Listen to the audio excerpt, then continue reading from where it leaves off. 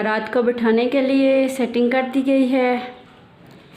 यहाँ पे आगे चेयर्स थोड़ी लगाएंगे और इधर बारात आके रुकेगी।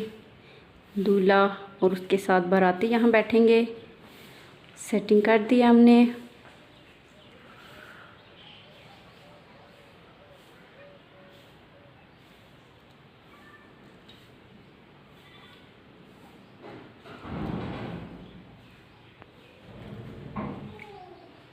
दूल्हा के लिए दूध तैयार करके रख लिया है। जब वो आएंगे उन्हें दरवाज़े पे पहले दूध पिलाया जाएगा, उसके बाद ड्रिंक, शिकंजी सब कुछ होगा।